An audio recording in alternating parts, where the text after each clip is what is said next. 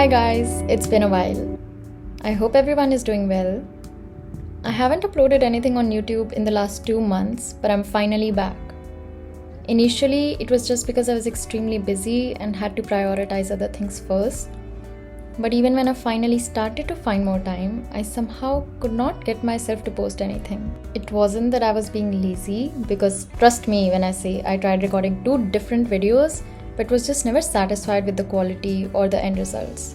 Which is so stupid considering I only have 4 videos up on my YouTube channel and there's absolutely no need for me to have such perfection on my channel so early on. But the more time that went by without me posting anything, the easier it was to neglect and ignore it completely. I thought maybe my videos weren't as great as I would like them to be. However, 2 days ago, someone commented on one of my videos saying that the greatest thing about the video is me, my words, and the music, which made me so incredibly happy. I felt so silly for thinking that people won't enjoy or like what I put out, which of course can still be partly true. Obviously, not everyone will like what I create. But I do believe my people will find me at some point, and just the thought of having that community someday is good enough for me to keep going at the moment. So thank you so much for leaving such a sweet comment. I really do appreciate it. I also have my friends and family constantly asking me to post something, so here you go, I guess. Apart from all of that, I have been trying to read a lot because I realized my attention span is declining. It's bad, guys, I cannot even defend myself. This could also be because I've been watching an insane amount of reality TV, which is not the best way to use my time. So, I try to read more now. And even when I don't feel like reading, I just force myself to get out of the house and sit at a cafe to read instead. Or I visit a bookstore. Surrounding myself with books like that makes me miss reading so much. Okay, so I also went for the IPL match between Mumbai Indians and RCB, which might not be a big deal for some of you, but I almost lost my mind when I saw Virat Kohli. I went with my mom and we had such an amazing time together. It was a really good match, everyone played so well. It was also the first time that I ever got to watch a match at a stadium, so that was a very exciting experience for me.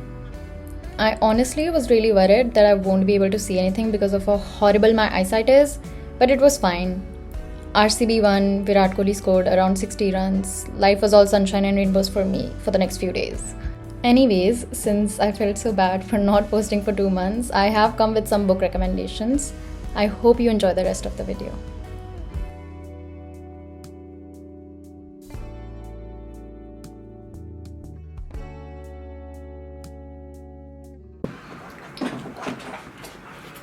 I am finally here with some book recommendations. Finally. So, when I first started my YouTube channel, a lot of people commented and asked for some videos about books and what I'm reading or book vlogs, and unfortunately I haven't made anything like that yet. So I thought it would be great if I can recommend some books that I have enjoyed reading. But I also chose them because I haven't seen them get recommended as much. Maybe it's just the YouTubers that I watch or the content creators or Instagrammers on my algorithm, but I don't think these are recommended as much as I would like them to. So I am going to recommend them today. I'm going to tell you why I like these books. I'm going to try to be good at explaining it, but the issue is that when I am recommending something, I don't like giving spoilers because I also don't like receiving any spoilers. Which is why I'll try to be very, subtle about the storylines and not go into too much detail. But at the same time, you might be left with nothing because I don't want to go into too much detail. I don't want to ruin this for you. So just trust me. Just trust me on these book recommendations and try to read at least one of them and tell me later on if you enjoyed reading it or not. We can discuss this. It would be so much fun. But yes, before we get into all of that, 2 things. Number 1, I have had to switch off my fan and my AC because I don't want additional noise, so that the audio is clear, but at the same time there's always going to be noise because of the metro construction, the trains, this and that, the traffic so I'm sorry if the audio still sucks, but I'm trying my best. It's so hot, I cannot tell you, and I have exactly 5 minutes before I start losing my mind. Second thing, my necklace is a book.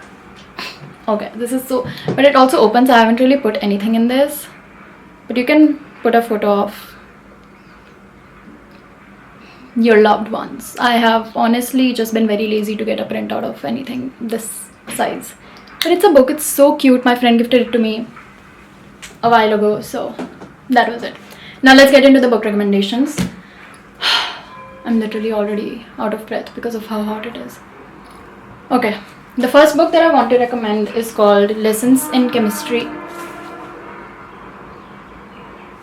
The first book that I want to recommend is called Lessons in Chemistry by Bonnie Garmus. This book is based in the 1960s and it follows this woman called Elizabeth Sort.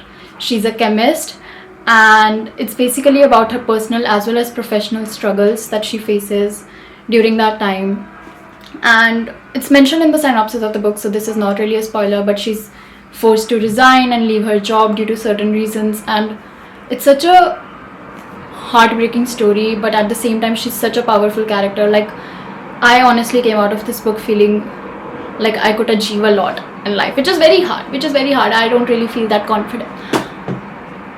I don't really feel that confident very easily, but when I read this book, and it made me realize of how much privilege I have and how much resources I have comparatively, and the support system I have around me.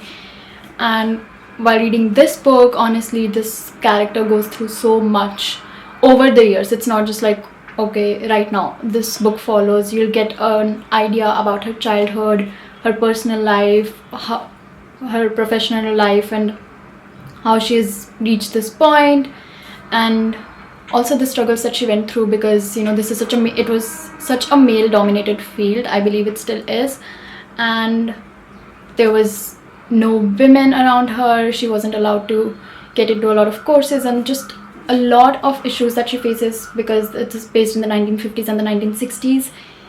And I really enjoyed reading it. Initially it was really hard to get into it properly, but I don't know if that was because I was kind of in a slump, or maybe I was too lazy to pick up a book. But it's really good. I really enjoyed reading this. And if you don't want to read it, I think there's a movie or a TV show based on it as well, so you can watch that, but definitely worth giving a try. The next book that I want to recommend is called Rock Paper Scissors by Alice Feeney.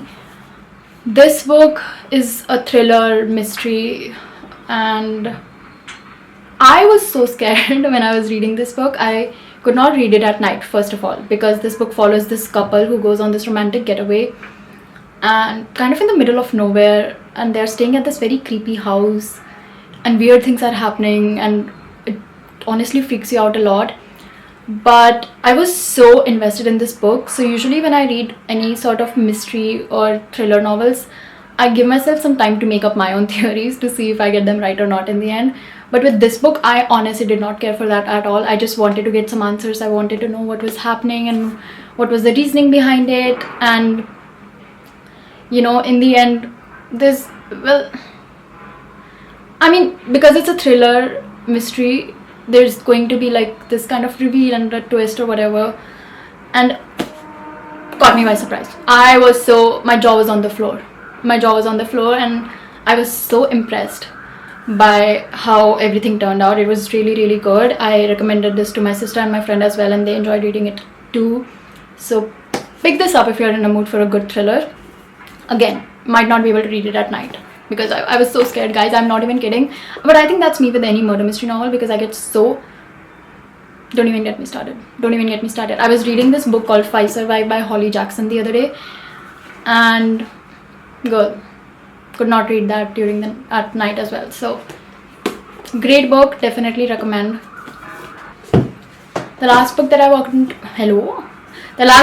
to recommend is called Forever Interrupted by Taylor Jenkins Reid.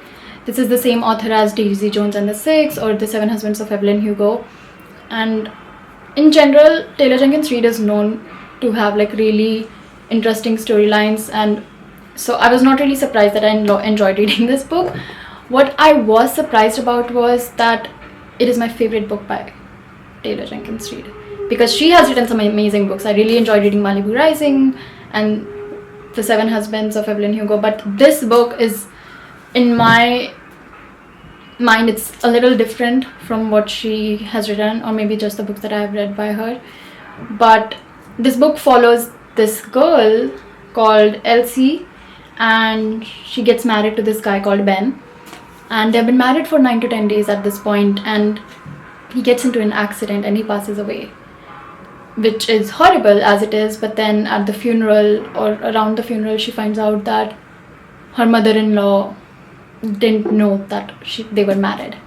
So it's kind of about navigating their relationship after Ben isn't with them anymore, and it's about navigating grief together, about female friendships, and it was just so beautifully done. I think I was a little skeptical in the beginning that it was going to be a little mean, well, not mean, but just not a very positive outlook, because again, the mother-in-law did not know that Ben was married. So you're left with so many emotions because your son is dead, but at the same time he has this wife now that you had no idea about, and you're kind of sitting there questioning about how close were you with your son, and just so many different emotions. And I feel it was done so well in this book, and I really liked how everything turned out. It did not feel rushed, it did not feel forced, it just felt so natural and just so beautifully written. I loved it. It's my favorite Taylor Jenkins read, and wow, Taylor Jenkins read. Okay, but it's my favorite book by Taylor, and I love it. I love it so much. Definitely recommend. But it will make you a little sad, obviously, but it's beautiful. Done with the recommendations. Wow, I feel great.